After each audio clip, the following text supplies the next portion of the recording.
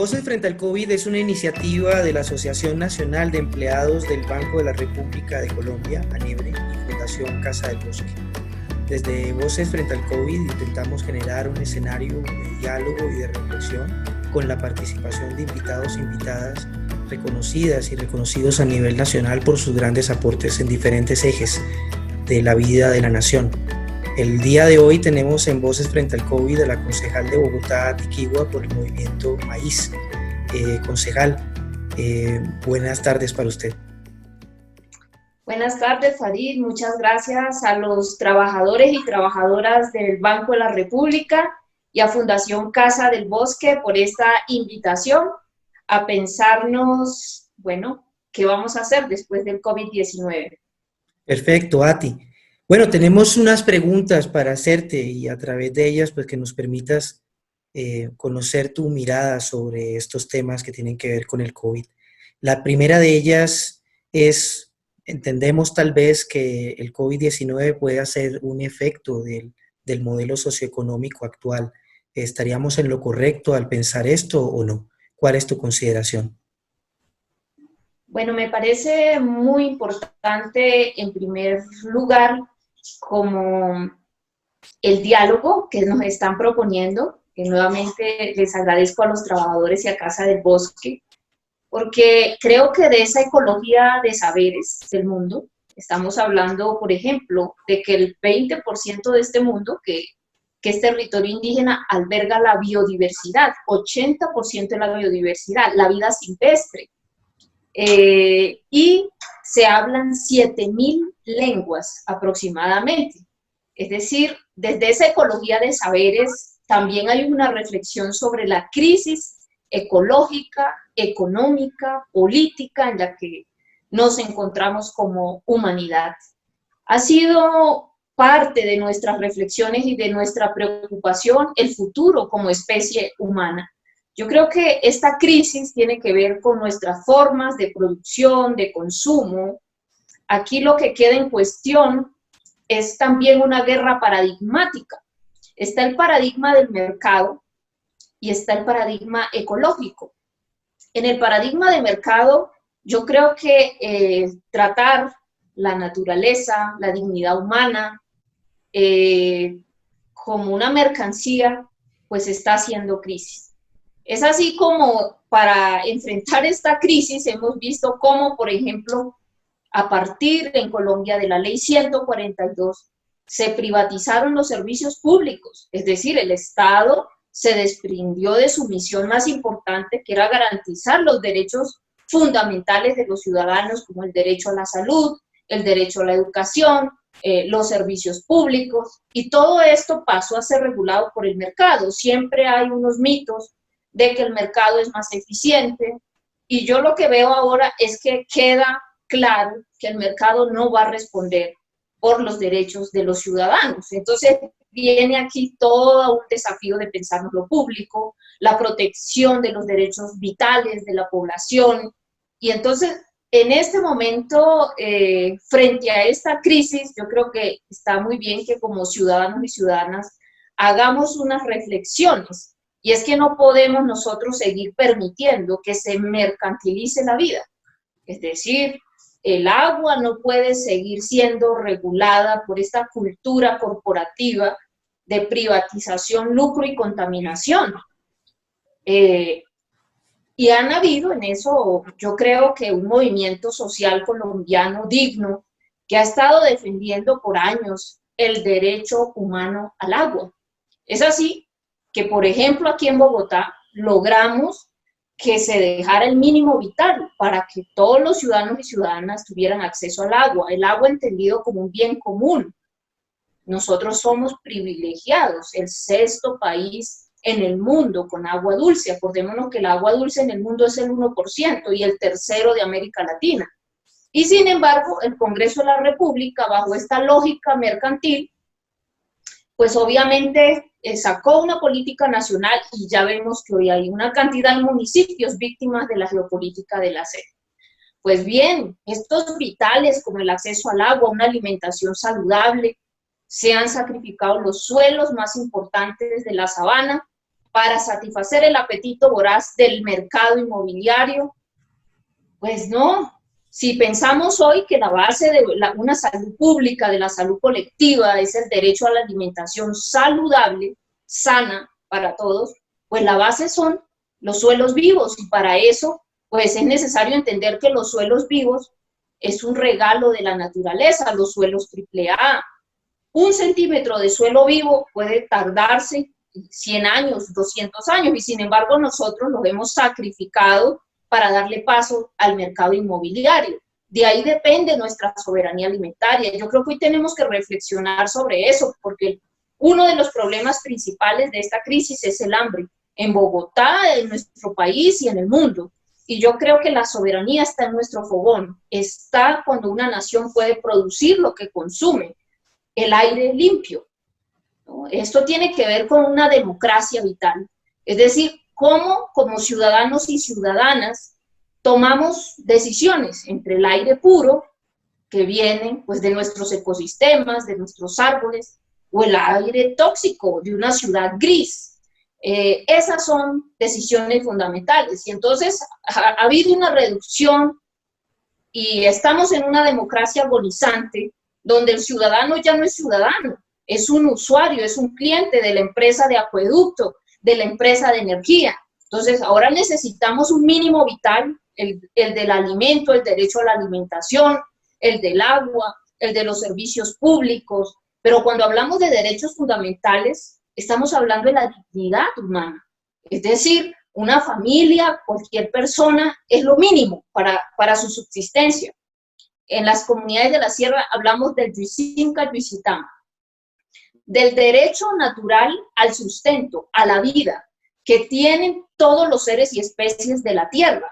Y cuando nosotros renunciamos a esos derechos vitales, pues estamos renunciando a nuestra dignidad. Por eso yo creo que hoy en el centro debemos colocar pues la dignidad humana, y esto tiene que ver con una democracia vital, es decir, poder tener soberanía existencial y poder tener como comunidades el derecho a la libre autodeterminación. Pero esto significa recuperar nuestra ciudadanía, y una ciudadanía significa también nuestra capacidad de organización, nuestra capacidad también de movilización, de transformación, de cambio. Y ahora necesitamos estar en una sociedad que transita de un sistema de creencias, de un sistema de valores, de una economía, una cultura y una política donde en el centro pues pueda realmente estar el buen vivir.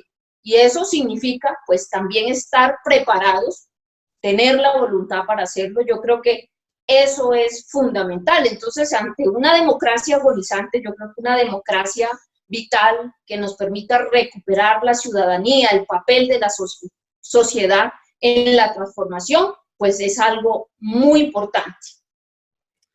Perfecto, Ati. Partiendo de lo que mencionas ahora, de la necesidad de una reflexión que ponga la vida como centro y epicentro, ¿qué perspectiva, qué mirada tienes sobre las actuales políticas de gobierno frente a la contención del COVID? Bueno, me preocupa que siempre en momentos de crisis parece que el salvamento fuera para el sector financiero. Y yo pienso que el salvamento tiene que ser para la gente. Entonces, esto tiene que ver con la propuesta de los vitales, que incluyen los vitales orgánicos, es decir, el derecho a la alimentación, al agua, a respirar un aire limpio, pero también algunos vitales que son funcionales, como el Internet. En Bogotá, por ejemplo, solo el 22% de las personas tienen acceso a Internet. Entonces, hablar de teletrabajo o del derecho a la educación, pues va a requerir, se supone que tenemos una empresa que hace parte de nuestras empresas públicas y hay que garantizar estos derechos. Ahora necesitamos un territorio vital. Esto significa también decisiones, cómo nosotros empezamos realmente a ver la importancia de los tejidos sociales, barriales, comunitarios, de todos nuestros sectores solidarios. Por ponerles un ejemplo, la agricultura familiar y comunitaria aporta el 60% del abastecimiento de los alimentos de nuestro país, pero son pequeños agricultores, campesinos, indígenas, afrodescendientes, y sin embargo, lo que vemos es que para el empleo rural son una población importante. Hoy el sector rural envejecido, estamos pidiendo un mínimo vital para los campesinos mayores de 70 años.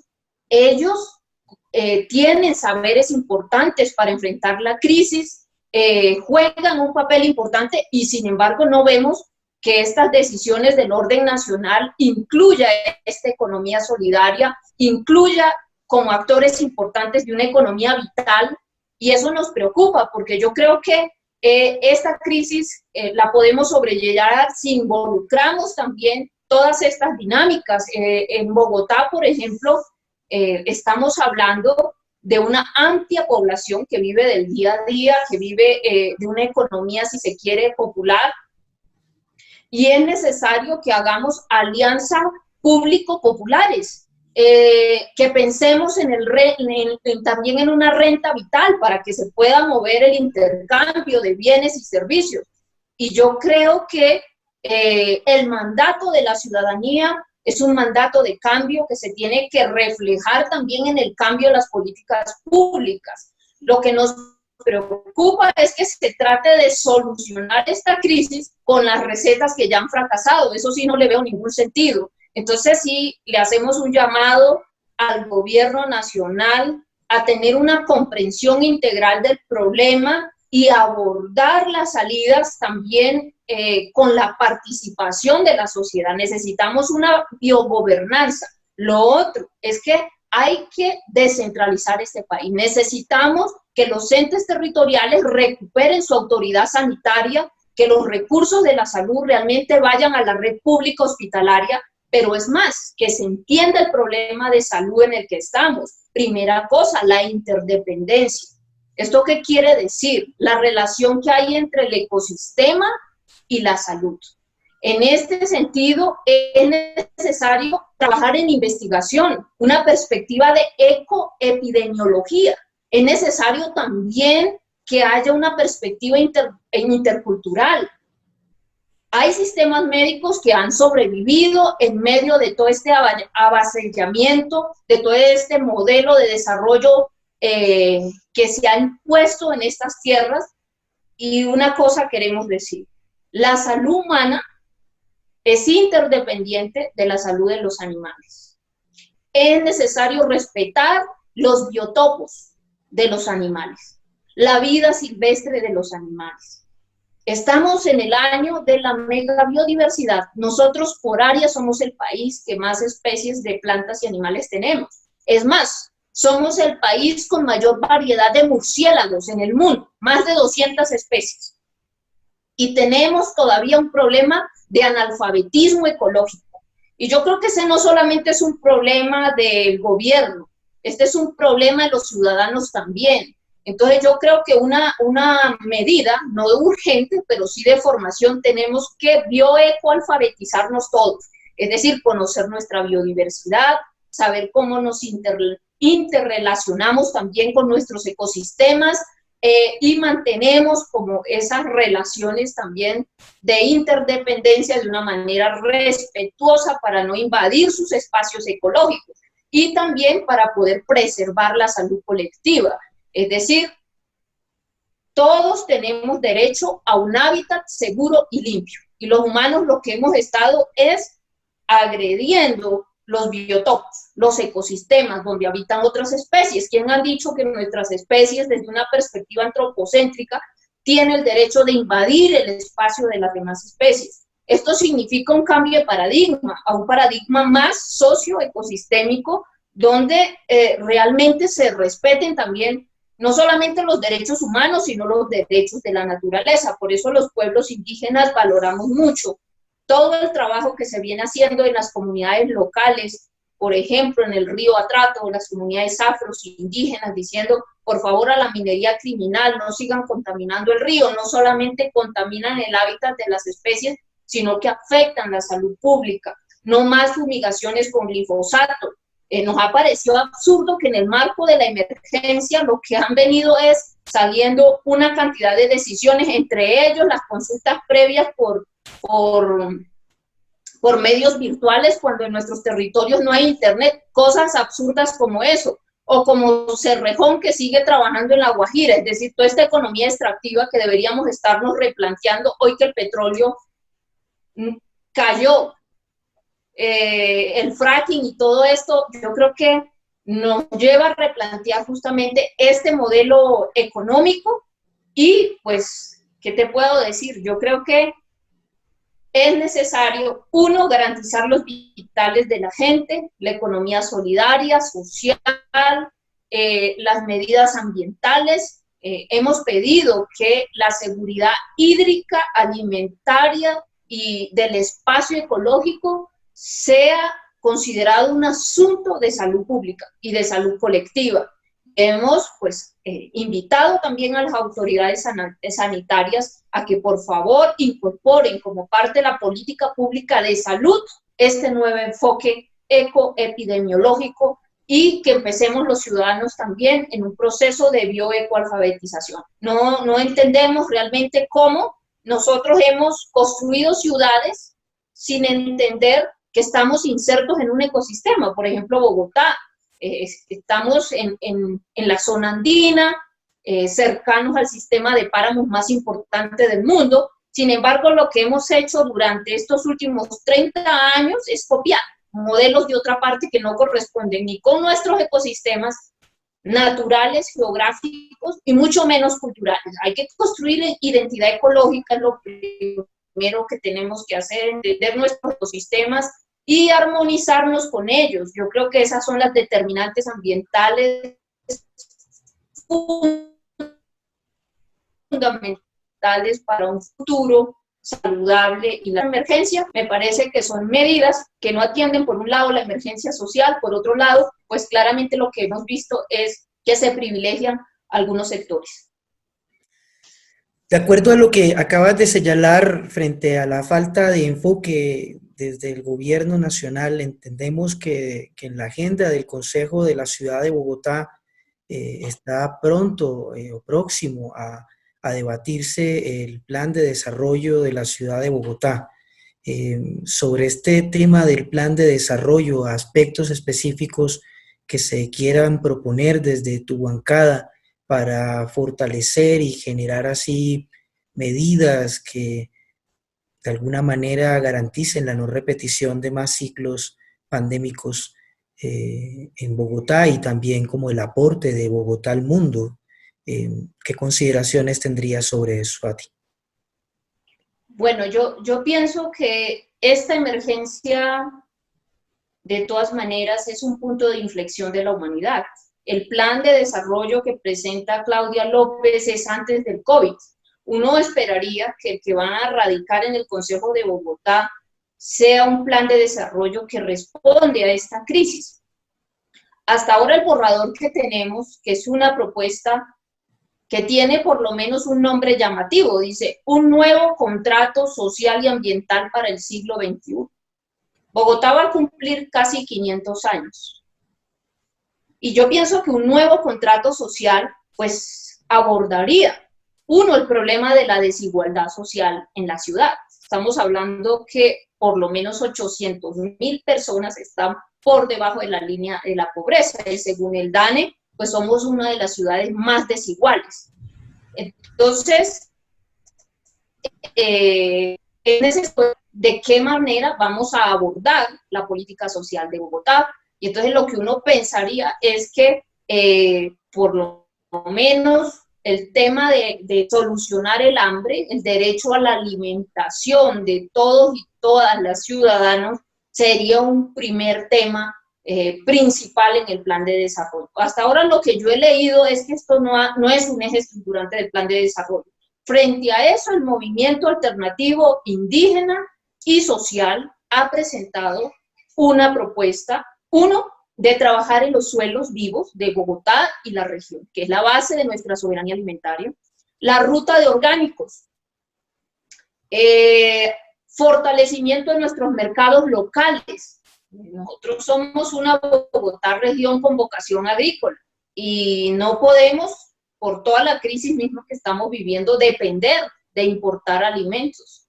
Tenemos que producirlos y consumirlos y de buena calidad y dinamizar toda nuestra economía. Y también rescatar toda una cultura del consumo y la cultura alimentaria acorde con nuestra agrobiodiversidad. Sin embargo, hoy esa es una deuda del plan de desarrollo. Por otro lado, el componente ambiental, a mí sí me preocupa muchísimo que Bogotá lleva 30 años, si ustedes revisan los temas que se han abordado en materia ambiental, no son más de 16 temas. El único que introdujo 2 nuevos temas fue Gustavo Petro, el de cambio climático y el de protección de los animales domésticos, pero ha sido el mismo recetario de los tecnócratas de los organismos internacionales que no nos han resuelto los conflictos ambientales. Ustedes ven el río y el río cada vez agoniza más. Ahí está el reto de este plan de desarrollo y yo creo que sigue con este recetario de los tecnócratas ambientales, pero ya eso es un fracaso, no resolvieron los conflictos ambientales de la ciudad, pero se insiste en ello. ¿Cuál es la propuesta del movimiento alternativo indígena y social? Por un lado, superar el desahucio de los saberes locales. Por ejemplo, si ustedes miran el trato que se le ha dado a los campesinos, se ha prácticamente desahuciado los saberes locales. Yo estuve recorriendo la planta de tratamiento de residuos orgánicos de los vecinos del relleno Doña Juana y no solamente tienen claro el problema es que tenemos que entrar a una economía circular, dejar de consumir tanto. ¿Cómo va a ser posible que vamos a producir 7.500 toneladas diarias de residuos? Pero si miramos los residuos de aquí de Bogotá, son muy diferentes a los residuos de Europa. Bogotá produce el 52% de residuos orgánicos, es decir, desechos de cocina. Como me lo explicaba la señora, si son desechos de cocina y son orgánicos, los podemos transformar en abono, en humus, en tierra, que sería la materia prima para, por ejemplo, pensar en un programa de agricultura urbana a gran escala. Pero entonces, volvemos al punto. ¿Dónde está el reconocimiento a la economía del cuidado para esa madre recicladora que sabe de la producción de abonos orgánicos, que son los vecinos? Allá tenemos una deuda ecológica de más de 30 años con la gente del sur, pero tarifas diferenciales, por ejemplo, en materia de recolección de basuras, no hay. Aquí lo que tenemos son 5 empresas con unos negocios leoninos que ahora le incluyeron el tratamiento de lixiviados. Cuando uno va y mira, encuentra que también cada día más el río Tunjuelito recibe todos los lixiviados, no se están tratando los lixiviados y sin embargo nos los están cobrando en la tarifa. Es que cada día nos sale más costoso que nos recojan los residuos en la casa y lo único que hacen es, porque como cobran por peso, van y lo botan al relleno Doña Juana. Entonces, primera cosa, pues todos tenemos un reto, clasificar nuestras basuras, necesitamos una ruta de orgánicos en Bogotá. He visto buenas experiencias en la ciudad, como en el barrio Armenia, donde los vecinos se ponen de acuerdo y sacan sus desechos de cocina cada 15 días, hacen las biopacas, es factible cambiar de enfoque. Es decir, yo creo que el enfoque ahora, ese recetario de los tecnócratas ambientales, de los organismos internacionales, que Bogotá lleva 30 años implementando, siempre nos venden las grandes ideas que nos valen mucha plata y que no nos resuelven los problemas. Ese es el tema del apetar que vamos a hacer ahora y que nos cuesta 4.2 billones de pesos, porque todos tenemos que pagar la contaminación del sector industrial. Eso me parece que no es justo, pero por otro lado no nos resuelve el problema. Para descontaminar el río Bogotá, primero tenemos que respetarle su ronda, es decir, dejar al río tranquilo, no le invadamos su espacio, y segundo, no seguirlo contaminando, o es que vamos a seguir financiando más y más petróleo. Es decir, yo creo que en esas soluciones tan costosas y a grandes escalas no podemos ir. Por eso la propuesta del movimiento alternativo indígena y social es, uno, hombre, ya no estamos para seguir insistiendo en recetarios de tecnócratas ambientales de organismos internacionales que no nos resuelven los problemas. Eso significa valorar los saberes locales, populares, de los campesinos, de los indígenas, porque realmente ¿quiénes cuidan la naturaleza? Cuando yo digo que el 22% de este mundo, que es territorio indígena, alberga el 80% de la biodiversidad, ese no es un discurso ambientalista, eso es una realidad. Hay evidencia científica, miles de años viviendo en paz con la naturaleza. Y entonces, ¿por qué no vamos a proponer también unas políticas públicas para hacer de Bogotá un jardín biológico, para hacer un trabajo de acupuntura, para que reconstruyamos el tejido social y empecemos a construir comunidad? Es que esta idea de ciudadanía, de la democracia liberal, el individualismo exacerbado y estos valores de la economía capitalista como la competencia, siempre que hablemos de competencia saldrán a perder los pequeños, pero resulta que este es un mundo de pequeños, entonces siempre habrán perdedores. Yo creo que para avanzar a un mundo justo tenemos que salir de este sistema de creencias, de este paradigma del mercado, tenemos que salir de un sistema de valores, pero a ver, ¿en qué escuela y en qué colegio les enseñan un juego a los niños donde todos puedan ganar? Si gana la vida, ganamos todos, pero esto no es la pedagogía. Entonces tenemos que cambiar también nuestro sistema educativo, tenemos que cambiar nuestra economía, tenemos que cambiar también una cultura, consumir menos, tener más tiempo libre para cocinar, para cultivar, para hacer el amor, para hacer música, para hacer arte. Ahora me preocupa mucho la gente, por ejemplo, dedicada a la cultura, los trabajadores de la cultura, el arte, la poesía, la literatura, parece también unos desahuciados del sistema, porque se dedican a cosas que no se les puede colocar precio, pero que tienen una gran felicidad, una gran posibilidad de ayudarnos a sanar. Necesitamos desplegar la creatividad, necesitamos también todos esos intangibles, y eso solo es posible a través del arte. Entonces, para ellos también defendemos el mínimo vital, pero resulta y pasa, por ejemplo, cuando uno mira en esta tecnocracia social, las medidas que se están tomando, no, que el CISBEN, y resulta que, por ejemplo, los artistas no están cisbenizados. Entonces, ¿ellos qué son? Entonces, son herramientas que tienen unas limitaciones tan grandes que es necesario pensar en políticas universales, es decir, mínimo vital para todos, renta básica, y estamos hablando de que hay que definir una prioridad. Creo que perfectamente Transmilenio por la 68, que nos vale 2 billones, pues esa no es la prioridad de este momento. Sencillamente, yo creo que un nuevo contrato no puede ser con esos intereses leoninos de la ciudad. Un nuevo contrato tiene que ser priorizando los vitales de la ciudadanía y de la naturaleza. Esa es la agenda de este tiempo. Entonces, desde el Consejo de Bogotá estamos proponiendo una agenda sobre los vitales de los bogotanos y bogotanas y de la región. Ahora, no nos podemos seguir pensando, quedó evidente que el mundo es uno y que todo está interrelacionado, que uno piensa, no, allá los de China y nosotros aquí.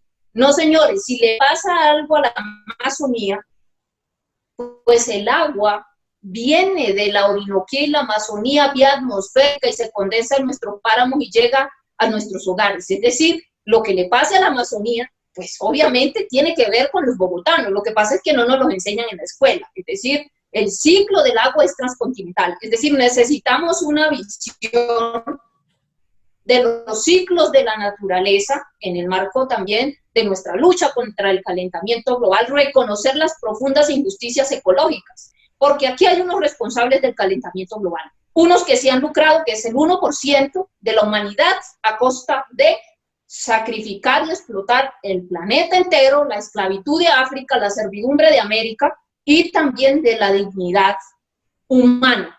Y ante eso, pues nosotros pensamos que este modelo de desarrollo dominante ya llegó a su punto final. Es necesario hablar de planes de vida, como hemos hablado históricamente. No estamos hablando solo para los pueblos indígenas, estamos hablando de que necesitamos y estamos invitando a la ciudad, a la sociedad, a que hagamos un pacto por la vida digna. Y eso tiene que ver con un cambio de paradigma, porque significa salir de una economía, una cultura y una política suicida que ha desahuciado la dignidad humana, que ha desahuciado la biodiversidad de nuestro territorio, y pasar a una economía, una cultura y una política vital. Y creo que en la emergencia los mínimos vitales tienen que ser parte de la agenda de un gran consenso social. Y en el mediano y largo plazo, yo creo que tenemos que salir de la versión del Estado mínimo y empezar a hablar de una democracia vital, que es realmente el horizonte que nos anima a participar con nuestra agenda, con nuestros saberes, en ejercicios prácticos también para la ciudad de Bogotá, ¿no? Con los sectores sociales, con el movimiento socioambiental de la ciudad, que creo que también tiene un arraigo importante. ¿Qué es lo que ha venido pasando?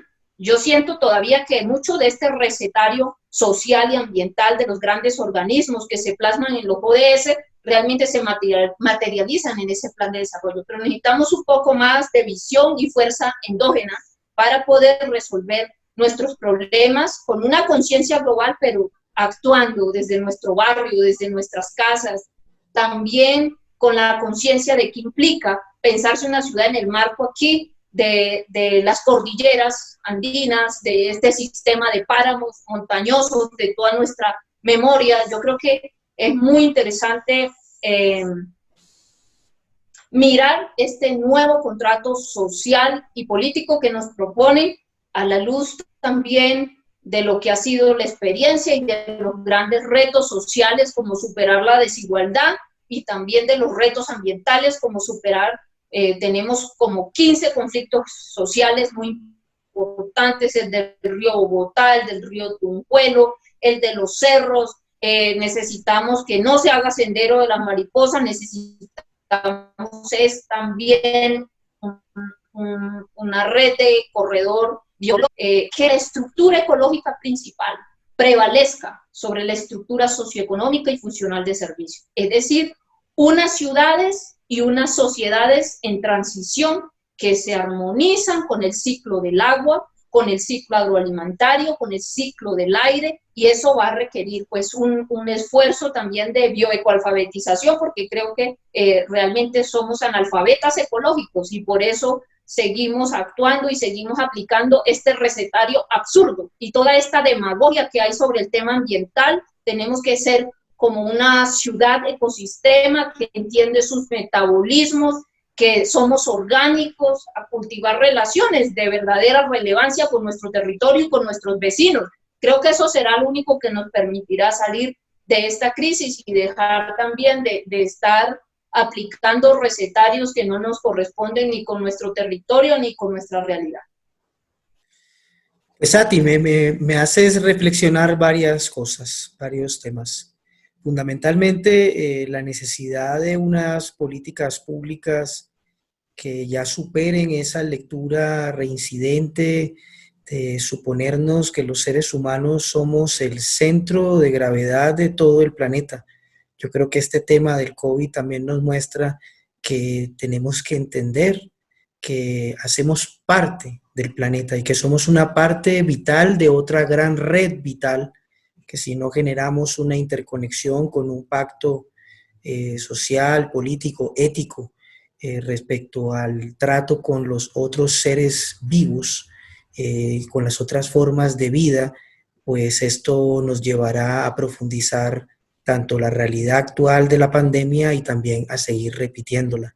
Yo creo que para cerrar, me gustaría también, bueno, unas palabras tuyas para esa nueva generación que tiene grandes retos también futuros, ¿cierto? Hablo de los jóvenes, mujeres, chicas, chicos que tienen 14, 15, 13, 17, 18 años y que, bueno, y que ven obviamente un mundo con una gran incertidumbre. Pero partiendo de todo este conjunto de propuestas que haces, bueno, vemos que hay también caminos y eso es un objetivo también de Voces frente al COVID, generar un ambiente de posibilidades a través de un conjunto de iniciativas. ¿Qué consideraciones o qué palabras para cerrar le darías a esas nuevas generaciones? Bueno, primero un abrazo gigante a una generación, los que tienen menos de 30, estamos hablando de medio país colombiano, es un momento para tomar decisiones. Fundamentalmente, creo que la soberanía sobre nuestras decisiones es muy importante. Yo creo que se han derrumbado mitos como el pleno empleo. Cada vez vemos que se avanza hacia la tercerización laboral. Y yo creo que es la juventud realmente la que puede reorientar el futuro, y creo que se merecen un futuro saludable. Entonces, qué importante es entender de dónde vienen nuestros alimentos. Mi mensaje es: siempre debemos ir al origen de todo. Es tiempo de volver al origen. Entonces, cada vez que vayan a comer, piensen quién produjo, cómo lo produjo, de dónde viene. Y verificar eso significa siempre elegir lo que respeta la tierra, lo que respeta el trabajo de los demás. Creo que atrás de tanto consumo se esconden injusticias, injusticias ecológicas, ¿no? Por decir algo. Se demanda mucha materia prima de muchos territorios, se hace con violencia, se despojan. Tenemos que ir todos al origen de todo, ¿no? Y cada vez ser más consistente desde lo que comemos, de lo que vestimos, desde lo que consumimos. Yo creo que estamos en dos puntos: uno, de seguir en el camino de la autodestrucción, que sería el fin de nuestra especie, o de elevar nuestra conciencia. Y eso implica, por supuesto, un trabajo interior muy profundo. Necesitamos otros lentes para mirar la realidad. Segundo, también creo que para un país que ha sufrido la violencia política, necesitamos nuevos líderes en sus hogares, en sus barrios, transformando esta realidad, devolviéndole la esperanza y también eligiendo un futuro distinto. Yo los invito a elegir un futuro saludable, un futuro justo, un futuro sustentable, y a elegir siempre la paz.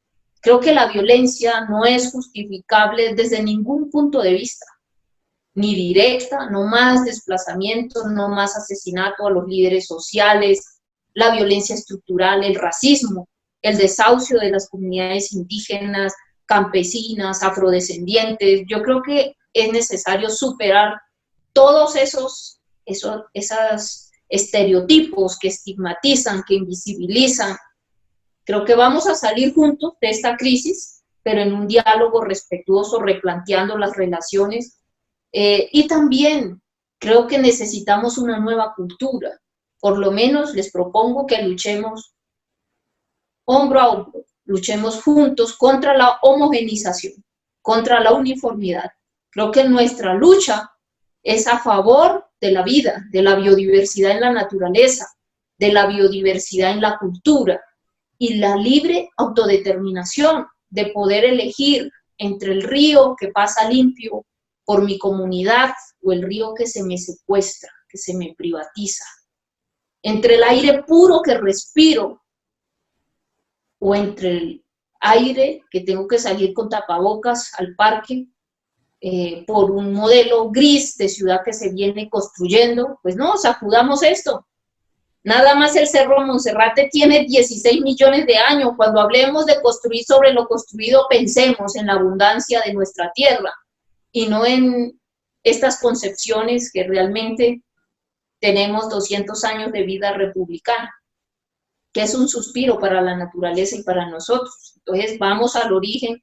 Ese es un mensaje de que por nada del mundo la vida de la tierra, la vida de ustedes, la vida digna de todos debe ser algo que pongamos en concesión o que permitamos que se mercantilice, y eso va a requerir, yo creo que ustedes han logrado que la esperanza de un país como el nuestro se proyecte, y entonces no dejen que esa esperanza se diluya, sino que vamos a elegir también el futuro que nos merecemos todos. Creo que trabajaremos conjuntamente por ello, y para los que tienen 15, creo que hay que fortalecer la voluntad.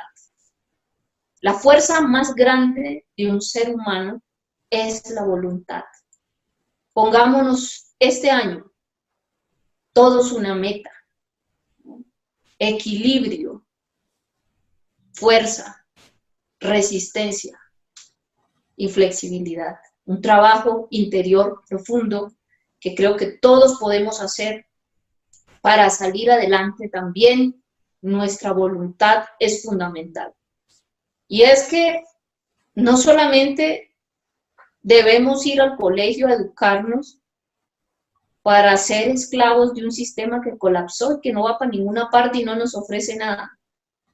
Tenemos que pensar en educarnos para cambiar este mundo, para armonizarnos con la naturaleza, para disfrutar, para ser felices, para estar en paz, para que la vida recupere su sentido. Y eso significa pues también el derecho que nos asiste a todos los seres humanos de celebrar la vida, la alegría, y creo que eso es con mucha creatividad. Creo que los invito también a soñar, crear y trabajar. Creo que es absolutamente revolucionario todo lo que podamos hacer con las manos: cultivar, tejer, hacer música, escribir, en fin, todo ese derroche de energía de una generación que tiene que repensarse este mundo es también una gran oportunidad para que dejen este lastre tan terrible de un modelo económico, cultural y político. Colapsó esta civilización del espectáculo. Es necesario volver a ser. Y para volver a ser, pues nuestra primera cosa es reconstruir nuestra identidad. Y nuestra primera identidad es ecológica. Somos lo que comemos, somos lo que respiramos, somos lo que bebemos, energizados por las estrellas. Somos uno, ¿no? Decimos nosotros, somos uno. Bueno, Atiquigua, de parte de la Asociación Nacional de Empleados del Banco de la República y de Fundación Casa del Bosque, agradecemos mucho tu tiempo para Voces frente al COVID. Sabemos que las personas como tú tienen ahora una agenda bastante complicada y de verdad agradecemos mucho tu participación. Te damos las gracias y bueno, a las personas que nos ven desde la plataforma de vocesfrentealcovid.com, seguimos adelante, seguimos con personas tan valiosas como Atiquigua abordando diferentes temas y perspectivas y retos sociales, culturales, políticos, científicos, económicos, que obviamente nos genera esta pandemia.